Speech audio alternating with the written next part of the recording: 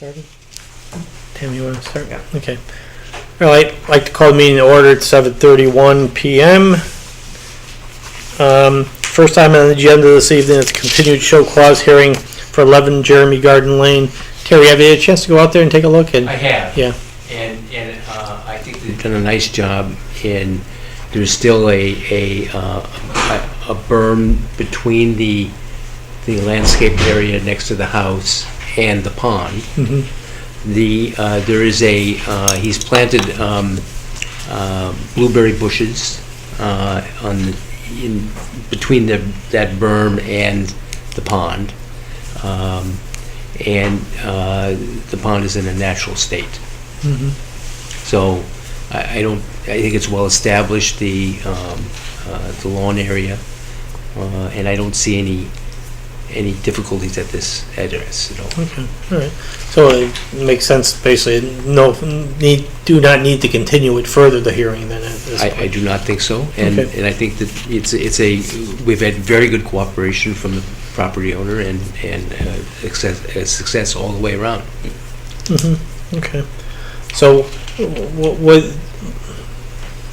so the proper approach would be to affirm the order, or, Well, I mean, I think there's two actions. One is that, that the because he applied for a permit, basically,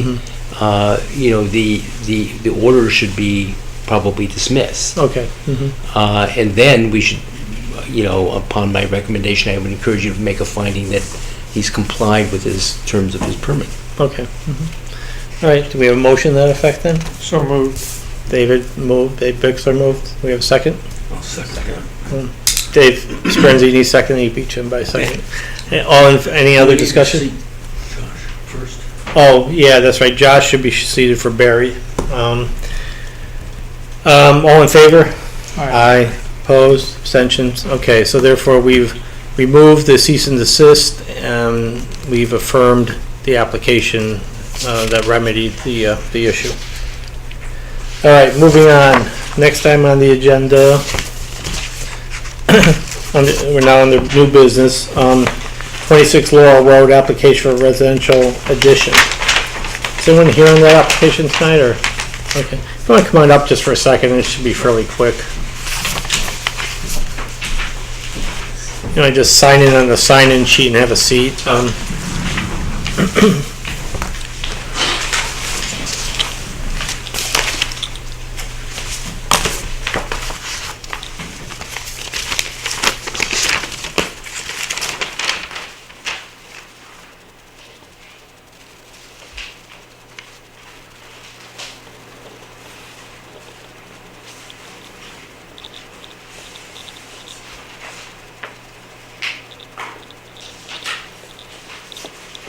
Just tell us for a second about what you're doing. It looks like it's about 900 square foot addition to the house. Is that it? Or? Yes, it's an addition. I guess it's to the south of the existing building. It's a 900 square foot footprint. It's 2 floors. Okay. Mm-hmm. So. Terry, are you familiar with the property, or? I am. I believe that this is, this location is at the end of the cul-de-sac, and I believe that some distance away is the very large regional water authority lands. The other side of which, a great distance away, butts up onto Weppawag Road, wetlands.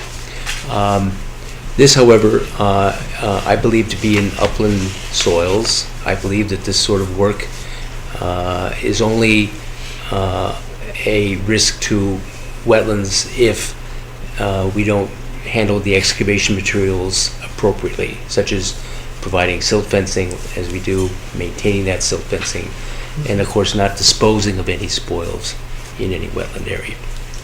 What are the grades like between the house and the wetlands area? Is the house much higher, or is it, is there much of a hill between? Not much. Yeah. It flattens out very quickly. Mm-hmm. The house sits up on a little hill. This addition, however, will be built into this grade, as it looks like. So they're respecting the the two-story addition, they're respecting the grade, and so I don't think there's going to be a lot of excavation. No, not much. All right, And the plan is to take that offsite, the excavation. Take it off site. Yes, if there's a lot of excavation to take, there's not really going to be too much. The way the property is graded, it drops off right past the house, and we're going, we're excavating, maybe 10 yards of material. was it gonna be a full basement and then 2 stories, is that what it is? Full basement and 1 story above it. Oh, okay. So because of the way the grade drops off, So, basements they grade, the basement floor they grade basically at the end. Right, right. I mean, I'm okay with delegating this to Terry. I don't know what everyone else's thoughts are. Just out of curiosity, what's the manhole that's shown on the drawing? The manhole? In the backyard there, Yeah. beyond the deck. Is that septic system? I think that's the septic system. Oh, sorry. I'm sure it has to do with the septic system. Yeah, that's the septic system. They have it's a pump-up system. So that's where the pump would be. Yeah, just so you know, if we were to take the matter and have to decide it, we'd have to wait till next month. By delegating it to Terry, he can administratively issue a permit because what you're looking for doesn't involve work in the wetlands itself. So, Right. so it just moves things along a little faster. All right, anything else? Yeah, I'm okay as long as it's got the normal provisions in there. All right. We have a motion then to delegate the matter to Terry for administrative action. So moved. Dave Bixler, we have a second. I'll second it. Jack seconded, all in favor? Aye, opposed, abstentions? Okay, you all set? Thank you. Okay, you're welcome.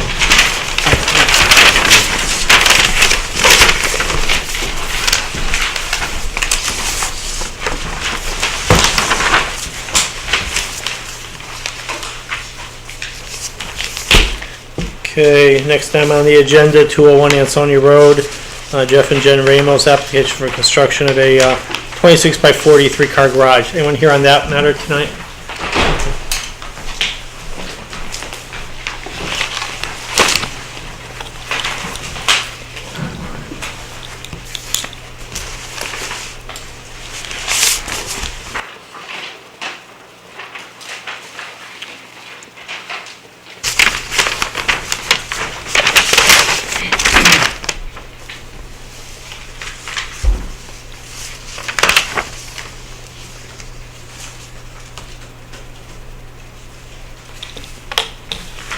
Okay, so you want to tell us a little bit about what you're looking for?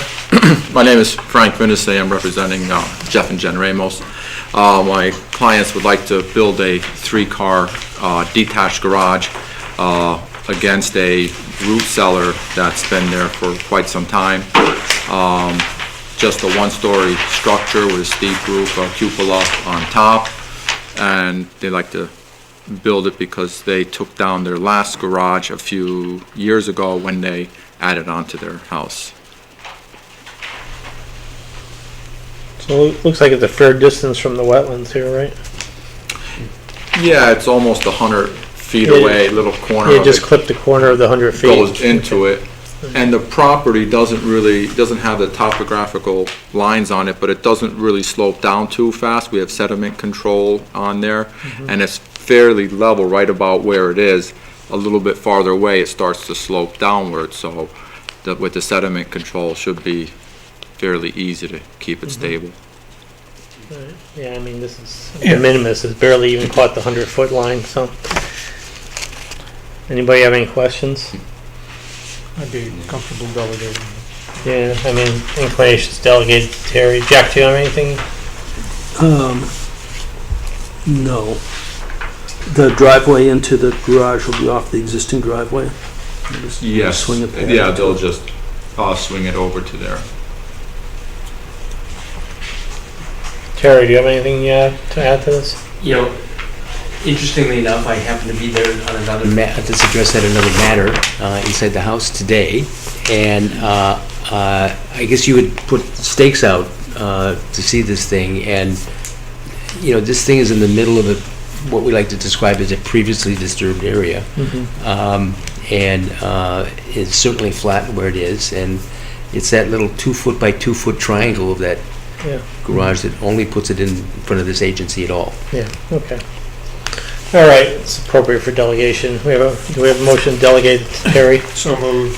Dave Bix, so moved. We have a second? I'll second. Dave Speranzini, second. All in favor? Aye. Opposed? Abstentions? Okay, you're all set. Thank you. Thank you.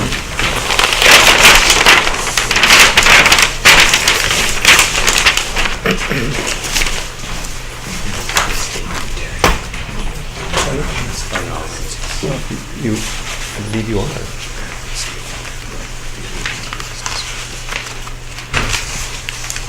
think you are. Okay, next, we have another matter that came in after the agenda was posted. It's, let me just get to it.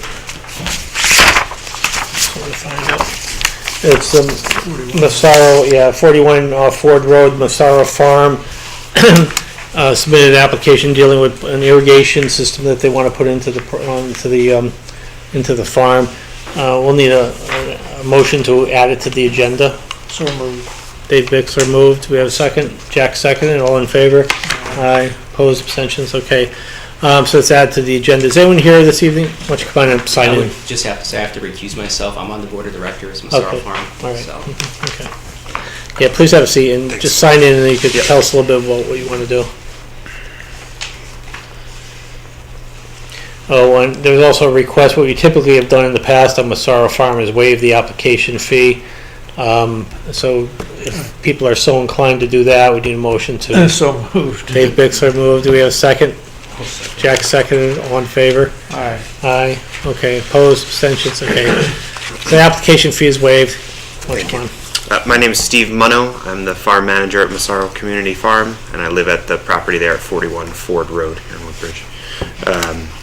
Our proposal is to bring irrigation to a new field that we'll be putting into production. This irrigation will support vegetable crop production on 2+ acres on the property, and will increase our ability to provide produce for the community and for donations to hunger relief organizations in the area.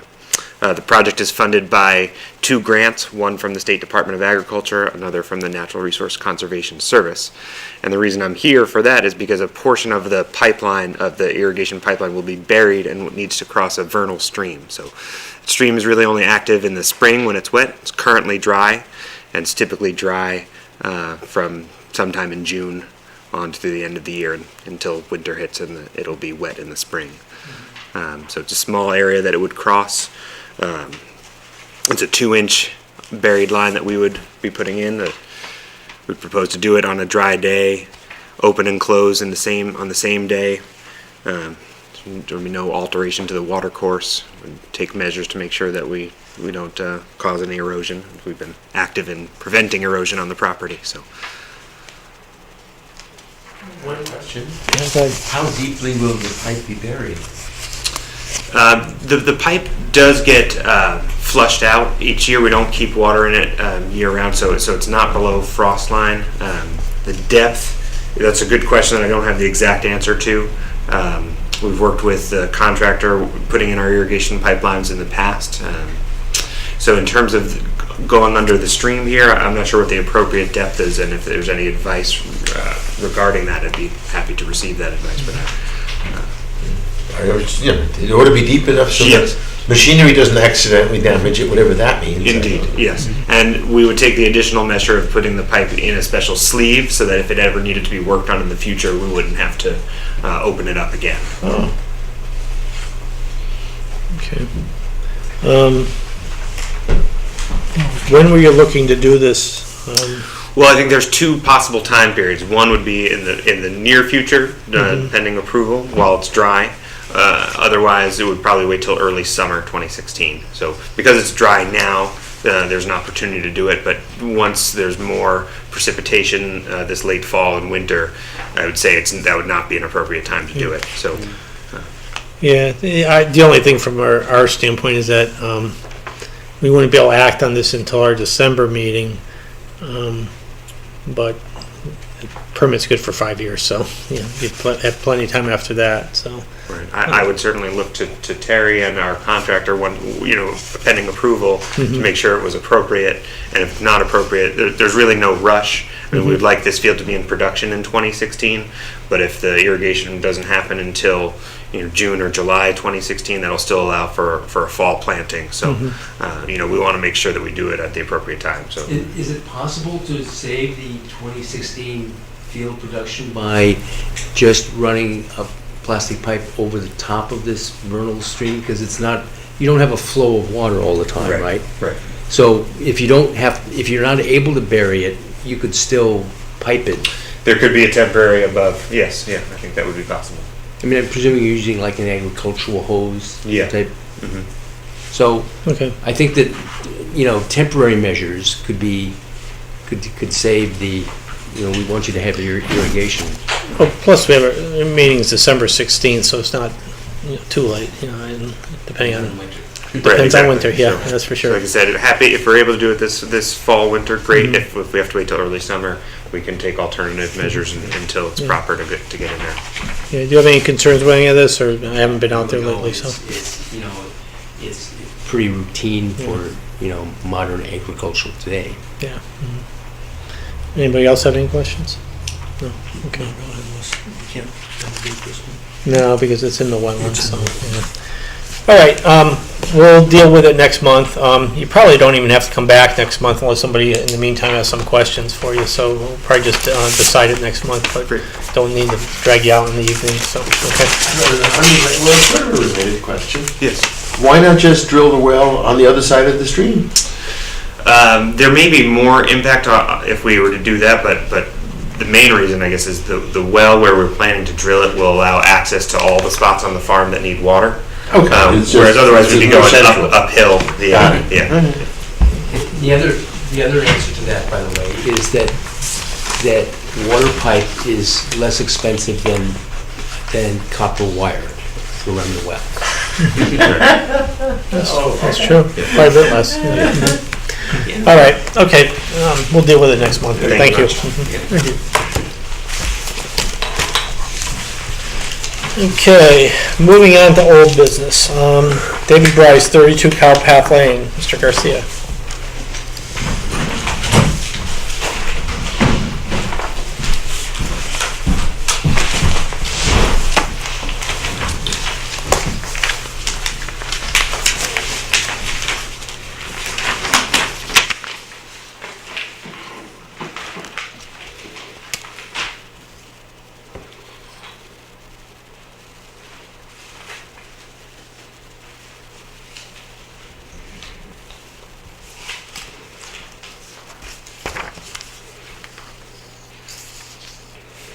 Good evening, Mr. Chairman, members of the commission.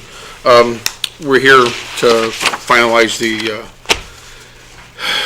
application for 32 Cowpath Lane. We've received some engineering review comments. We addressed those comments, brought them back to the commission on the 10th, and your engineer has re-reviewed it and issued the memo of the 17th, which says that he would like to see a clean out. One of the things they'd asked for was some drainage for the garage, or for the driveway, which we installed. We installed a clean out manhole, and he would just like to put an elbow or an outlet hood in the manhole to help prevent leaves and debris from being conveyed into the infiltration chambers, which I guess can be that's a minor addition to a drawing. And then we gave him a bond estimate, and he would like the bond estimate increased for contingency of 15%, which again, I don't see as a big deal. And other than that, I think we've addressed everything else that the engineers asked for. Yeah, So, from the letters. unless you see a reason to go through all the items, we've addressed it, we've approved this place. I think we've worked on this thing twice now. This is the third time, so. Well, we keep getting it better, so. Do you plan on building it this time? Does anybody plan on building it this time? Yeah, David is talking to at least one, I think he's talking to Donmar, as a matter of fact, and talking actively. So I think David's gonna do this. He's sunk an awful lot into it to let it sit there and go fallow. All right, anybody else? I mean, we've dealt with this for a few months already now. Anybody have any other questions or comments? No. I mean, the two changes can just be conditional, we just. Yeah, that was a thought, be subject to. Now or later, Pardon me? now or later. Well, we might as well deal with it now if we can.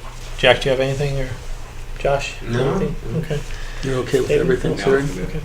All right, then we have a motion to approve with the stipulations, that usual stipulations and compliance with Bob's November 17th letter, basically that additional elbow in the bond estimate, so. So moved. Okay, we have a second. Any other discussion? Jack seconded, David moved. All those in favor? Aye. Opposed, abstentions? Okay, all set, thank you. Thank you very much. Have a pleasant evening Yep. and have a pleasant Thanksgiving. Yep, you too. Okay, next item on the agenda, Crestview Lake Associates, 2024 Crestview Road. Mr. Gearing.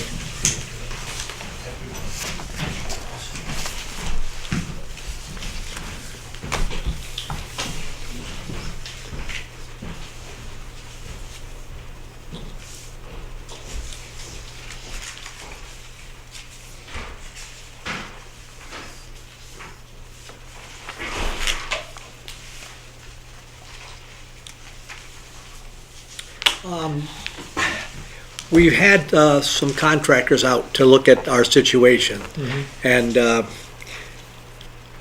even with the longest extended backhoe, they cannot reach the entire end of the island. It's out 70 some odd feet from the shoreline, so has built up. And one of the contractors said, well, why don't you approach the wetlands?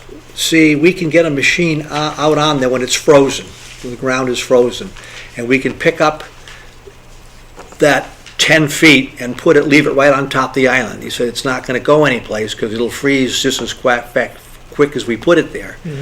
And he said then in the springtime, then if we get the approval, he said we can just take the rest of it right out. It would also help, Mrs. Robinson is concerned because she has had a little canal there that she can get her kayak out and her daughters can get their little rowboats out. And they can't do that because the silt has filled in some of that channel now. So he said maybe at the same time we could just clean that out. He said, and again put it on top of the island so it's not gonna and it'll be frozen. So we can put the machine out there. So he said, Which contractor is this? well, we've talked to a couple. Who came, I'm just curious, who came up with this idea of the frozen? It's a fellow who operates, his name is Jeff Spears, and he works for a large contracting firm in Boston. And they wouldn't be involved in it because they wouldn't come this far. But he has some operators that we intend to maybe lease a machine, and he has licensed operators that would do the work. We've also talked with Grieger, and both Griegers, and I'm trying to think somebody else talking with one more contractor. But Jeff had he said that would be a great way to do it. He said it's not going to cause any problems. It'll otherwise, if we don't do it that way, we're going to have like a Hoover Dam out there. When the water comes down the channel, it's just going to wash it in the pond. The pond has already gone from 8 feet depth, or the deep, to about 6 feet, maybe even less than that now. And we're starting to get pond lilies out in the middle of the thing. So it's turning into a swamp more so than a pond. And so we'd like to really get it clean. I mean, all the silt there came from I believe, Elderslie, because there's a tremendous amount. We walk the stream now, there's really nothing coming down through. So, Will it really be frozen enough to support that kind of equipment? Well, we wouldn't do it probably till February, And he said they would put down 2 by 12 planks just to make sure. But he said, they've done it before. He said we do it in Boston Harbor all the time. And he said, that's salt water, and he said, it works out there. So he thought, he said that hey, you can approach him and just ask. He said, but there's just no way, and I talked to W.Y. Clark the other day, they have a machine that's 60, but he said they can't reach because they can't come right up to the edge of the shore because of the weight of the machine. So he said, no, we couldn't reach that far out. Even and he said, I don't think there's anybody who's got a machine longer than what we have right here. So, so we're kind of at a crossroads. I mean, a lot of this came. I still believe it came from Elderslie. I mean, I was there when I was sitting in your chair when the berm let go, and unfortunately, they had Boy Scouts that went with pails and supposedly cleaned all the silt out of the ditch, but that nearly never really happened. And we're getting nothing right now. It's staying nice and clean because I've been kind of maintaining the where it comes underneath Crestview Drive. The water comes in from two locations. It comes down Meadowcrest and it comes down through the little stream that meanders on down through from some of the water comes from Seymour and some of it's coming from the drainage from Elderslie. So, but I don't seem to see any additional silt where we've put the rocks. It's staying the same depth. So, I think the silting problem is over with once we get it clean. I think we're going to be okay. Terry, what do you think about that idea about the frozen silt basically piled up until it's removed? Well, I think that it depends on the February. Yeah. And you'd want a frozen dry February because our worst erosion has happened when we get a freezing rain and frozen soil because there's no percolation, there's no infiltration at all. But what we've done in the past is that we've had these sorts of proposals with a contractor giving us a sequence of operations, and I think we talked about this last month. Yeah, we asked for a plan last month. And I think we have to manage their expectations and understand, the rules of the game. And I mean, I think that in some cases, by putting that silt up on that island, you could have a situation where you could make the pond much worse because you're putting it right in the path of flow if you were to get a heavy flow down Black Brook. Well, it's going around the island now. When the water comes down the ditch, it's going around both sides of the island right now. So we don't intend to disturb that. Like you said, we're going to put it in the middle so that we can reach it from the shore if we get approval. I mean, if we don't do something, we're going to lose the pond, and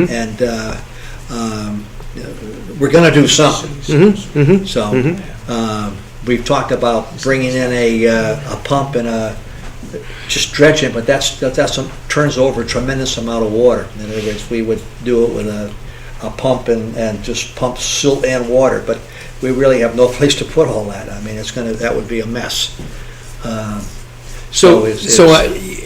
I mean, you don't want to dewater the pond to do this because that's a tremendous, Army Corps of Engineer permit that would be required to do. Right. Yeah, we did have a firm that was interested a while back, but that's with the economy the way it is that they've lost interest. But I do think that you need a plan, and I don't think that in the past the plans have been fairly informal. They've been informative. They've been factual, but excavators have given us sketches and time frame that he's going to need 2 weeks to do this. Some protective devices. I think that any machine that size the kind of cribbing that you would need to have it not do damage to the shore to get there would probably be in the neighborhood of, rather than a 2x12, but more like a 4x6, or that they have big, huge timbers that you can. We're not going to put a big machine. This is going to be a small machine. Yeah, so it's not like we hope not to have to use that extended 60-foot reach backhoe. I think the point we're trying to get to is that this all sounds very interesting and could very well be possible, but we need to see a written plan that is presented by whatever contractor proposes to do this. And we don't have that plan right now, so No, I just thought I would bounce it, just to see what you say before we do. If everybody says no, I mean, it's gonna come down, if we don't get it done, then we're gonna have to go against the town, because this is really a town problem. And we have a couple attorneys that live there, and they're willing to do it, because it's Elderslie let go, and the town knew about it, and nothing was ever done. And we fought with, so it's becoming a problem, so. narrow back down to what we're discussing tonight. I mean, George, I think what it's interesting, I hadn't thought about what they're proposing, but I guess it's interesting, and we'd be happy to Well, I can get hear that. from the contractors, and maybe what makes sense is to have them come in, or whoever you're looking at to do this, have them come in next month with some more detail as far as timing and scope and the plan, the method. And it all shows, you should look at how much material you're going to pile on the island. How tall will this pile be? How big will it be? Just to make sure that it doesn't overshadow the island. Well, it'll be removed. We're gonna take it, we're but you gonna have take to- the whole island out. We don't wanna leave the island. We're taking the island out. Yeah, but Terry's You still have considering to get that. it there during the winter, right? Right. That's all I mean. In other words, if the pile has to be 200 feet high, Oh, no, I'm trying to be absurd. I appreciate that. more like But- 20, say. Let's say, That's what not I'm even saying. say The 20, plan should maybe 12. include some estimate of the size of the pile when you're done. No. Accumulating. I No, we guess don't really have a contractor, anybody per se. This fella is the chief foreman for a very large firm in Boston, who See, happened to be down, that's- and so. That's a problem, that you Well, don't he's have been- anybody to give us the concrete Well, information. he said, why don't you ask and find out? And then he said, then we can develop a plan, and he said, Well, then you that's- can go to some contractors and So get some you're asking ideas. him where- Well, yeah, well, that maybe that's the way, what you should do, work with Right. him on, I guess but I sort of agree with Terry in some ways, though. You think about the spring, and, you have this pile of mud on an island, and you have the spring rains where the ground is still half frozen, but the pile of mud has been above the ground in the sun, and it ends up going back in the pond. I just need to sort of wrap my head around how that's going to work. I also, I do think the interests here are the same interests, by the way. Mhm. Of Oh, yeah, the yeah. association and this agency, is that clearly there's been, we may disagree on where this sediment is from. I happen to think it's from Peck Hill Road, myself. But There was, Terry, yeah, I agree, there was sometimes, that's right, it did come across, came across Peck Hill. for many years, we made it a point to spread sand all over these roads to control icing. We've mostly switched over to salt, and so we don't have the sediments that we used to as much. We have some, and especially on Peck Hill, where we need some sand to, for public safety purposes. But and I'm very confident that we can establish that it isn't from Elderslie, but it really doesn't matter because it's clearly in the pond. Yeah, but Terry, there's paperwork that they did bring in the Boy Scouts, the Boy Scout troop, and they supposedly cleaned the thing after the Elderslie thing, went. I mean, if I you was go back in present. the records, you'll see that. Charlie Whiting and his troop. I was present, and it was a football team, but No. But it still doesn't really actually matter. The sediment is there. Oh, that's absolutely right. Yes, Okay. it is. and the Right. amount of sediment is one of my major concerns, is how many yards, if these excavators, if the island is out that far, 70-some feet, Right. we are talking possibly thousands of yards of sediment. I mean, at least hundreds. Oh, yeah, I mean, we've been fighting on this thing since 2002. But doesn't that amount of sediment removal somehow possibly automatically I pause. think we have to be very careful of two different things. There's a state permit Yeah. that's involved, which is why the plan of action is so important to have an idea of what we're doing here. And And how much we're doing. that's part of it. How much is part of what we're doing? And this could, and it's within my imagination that this could trigger a federal permit, which, you know, I'm not frightened of. It's just is another step to take along the way here. But until we have facts, until we have a proposal. So, George, if what you're saying tonight is that you're interested in what, you know, if the commission thinks that this is of working on frozen soils and doing a bifurcated thing, you may have heard some support for that notion of that if one can document. Don't look at me for support on that. Well, I'm sorry, but I don't have enough information to make an informed decision. but, you know, can the commission encourage George to gather more information Oh, sure. for you? Sure. I mean, and I think that's your Yeah, question that's what I'm to looking you. for, right, yeah. Yeah. There's one other thing that I'd like to mention anyway. Depending on the amount of soil sediment that's going to be removed, it's potential that it should be tested for contamination, yes, which will trigger how that soil will be disposed of if there's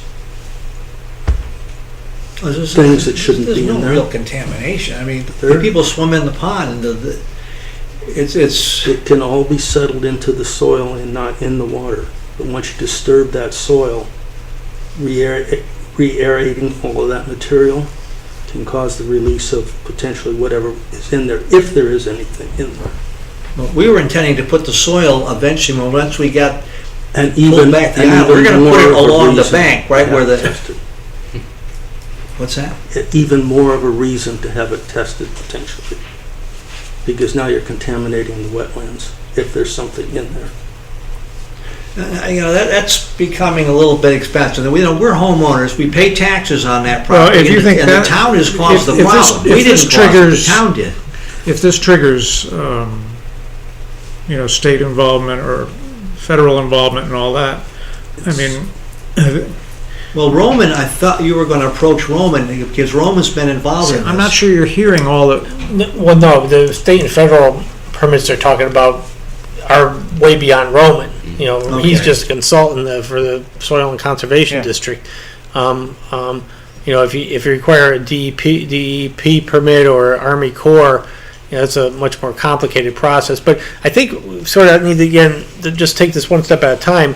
Any of these contracts you're talking to, you know, have to quantify what they plan to do, how much they plan to remove, and what their method of removal is. This new idea, bifurcating the removal with the winter and that, you know, something we'd be willing to look at, but what we really need to do is get something, and these discussions have been helpful, is trying to get to this point, but we just need something from a contractor who does this, or an engineer who you've been talking to, who could design the sequence of events, and somebody's got to measure how much stuff is going to be coming out of there. I mean, that's really, and you probably should have somebody do that now, even if go out in a rowboat and try to, you know, measure it, so we have some idea whether we're dealing with, well, so you have some idea whether you're dealing with multiple layers of permits other than us.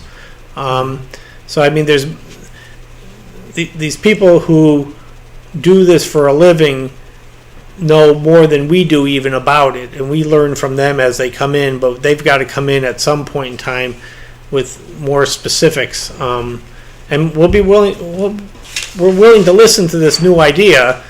I have some reservations on it, but Well, what do we do if it's turn out? Well, what's our options if everybody says no? What are our options? Well, Do we're we not just lose looking- the pond? well, no, I mean, that's not the option we're considering at this point. You've come back here a couple months with different ideas as to what to do, and I think we just need the professionals who do this for a living to come back and tell us what they think should be done at this point, so. Well, this fellow lives in Boston, and I can probably get him to put some paper on. Oh, yeah, Now, yeah. I haven't approached any contractors here because he just happened to be here last weekend and said, gee, that's how I would approach it. He said, that's what we do all the time. I would approach those contractors with this idea and see what they think about it, you know?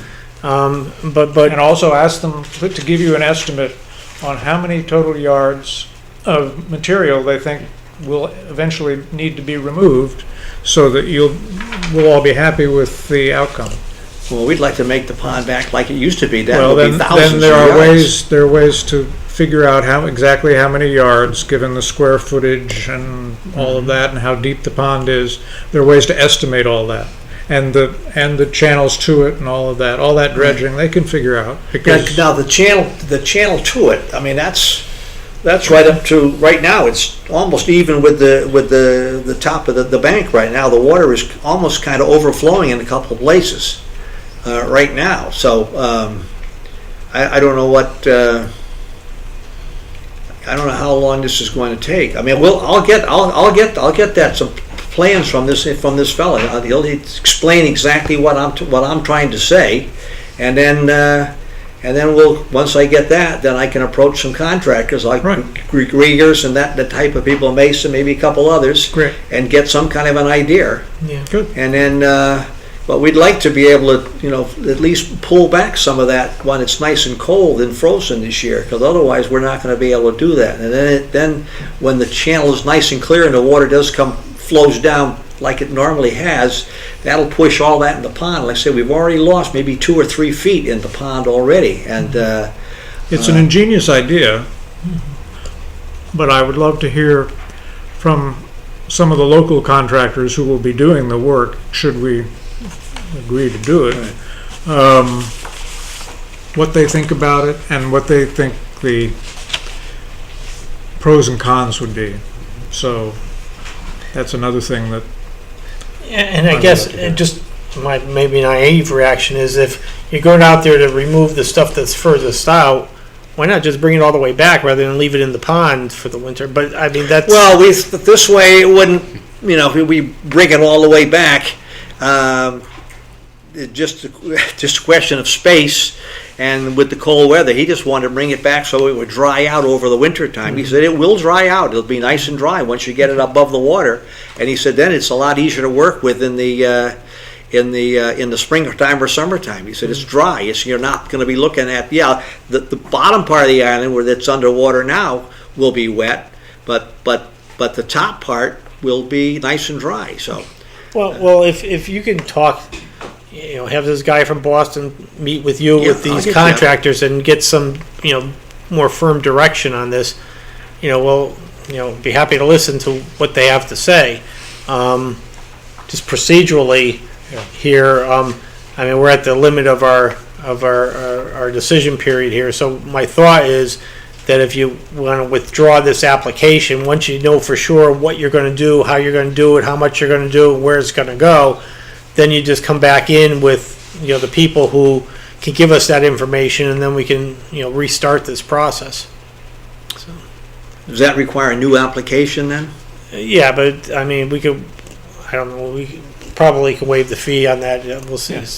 I shouldn't have we won't have any problem doing that, but purposes, you're able to do. yeah. So it's just, but the application would have something attached to it other than we want to dredge the pond. Oh, yeah, I can get it. I just wanted to approach you just to see if it, because it's unique. He said that people won't understand. He said if they lived up in Boston along the harbor, they would see us doing it all the time. And he said then they would understand. But he said, it's a way to do it. So, Well, my thought is if rather than have us deny the application, which we would have to do, if you want to just withdraw it as of today, you could resubmit once you have some specifics on this thing, and then we can deal with it and learn.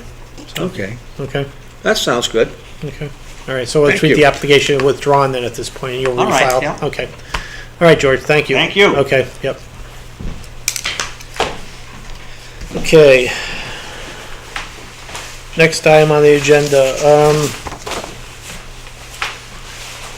In your packet, you have the Habitat newsletter.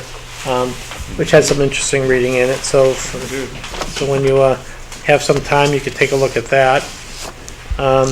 Enforcement officer report, Terry, anything going on that we need to know about? Covered the information in today's meeting.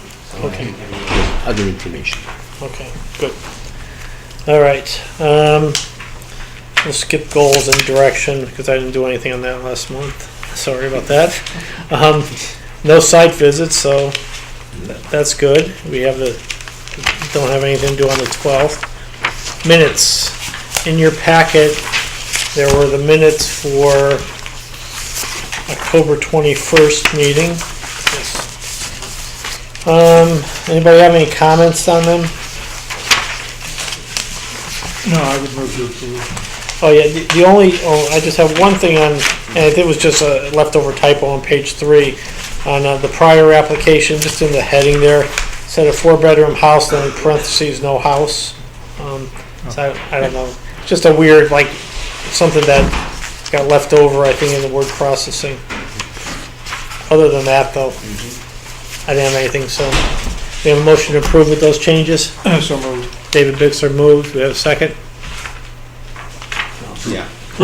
Dave Speranzini seconded, all in favor? Aye. Aye, opposed, abstentions, okay, 5-0 approved.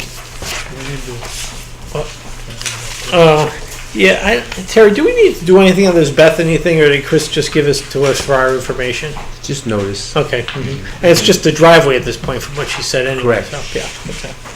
So we don't have to worry about that. We have nothing else unless somebody else has something we need to talk about. Well, I do have something. Okay.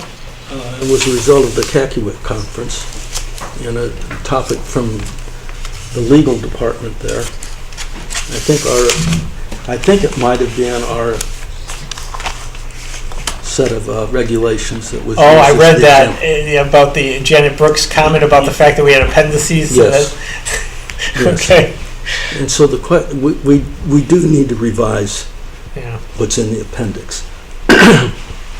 And my question is, does that have to, what would be the process of that? Is that going back through a whole? Well, no, I Since mean, the appendix is really not part of the regulations, per well, se. yeah, but it kind of is because it's incorporated into it. So I mean, it's not a complicated process. We'd have to have a public hearing, and we'd have to go through that part of the, but we've done that before. Right. Yeah, I did read her article that she wrote in the Cacuit. Which was basically her speech at the. Oh, really? Okay, all right. Yeah, so I guess we have to look at that because our appendix is Yes. just for your benefit. A few years ago, we decided we needed to sort of amp up the regulations, and we threw a few things in there through an appendix, which we thought was a creative way of doing it. Well, there are also, I think, Jack, weren't there things that, There are things in the appendix that are fine.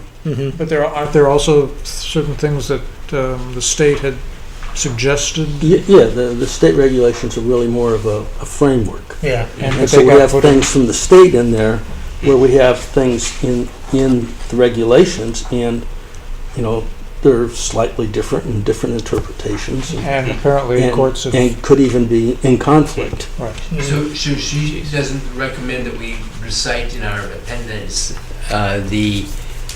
the statutory regulations. Right. Correct. Because they are a moving target. Yeah, Correct. exactly. Yeah, which makes sense. And judges have noted that dichotomy. So we can have guidelines, we can have definitions, we can You can just refer to the statutory number, Yeah, right?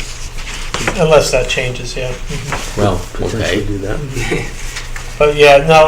Maybe what we should do is after the first year, look at that and figure out what to Yeah. what to clean up basically. So. Put in perhaps a version of what Sharon had done as a guideline. Yeah, true. I could go there. Okay. All right, then Terry, if you want, so why don't we put that on the agenda for, well, let's add it for January, let's just get through December 1st, and then first of the year, we'll start dealing with those kind of things again. Anybody else have anything that we need to talk about, want to talk about? Thank you for going to that. Did you enjoy Mr. Clemens's work? I did. was very passionate about Yes. a lot of the little critters. All right, you want to go home, folks? Or- Move to Okay, David Bitzer moved to adjourn. We have a second. I'll second that. Jack seconded. All in favor? Aye. Opposed, abstentions. Good night, everyone. Thank you. All right. So we have this for that meeting.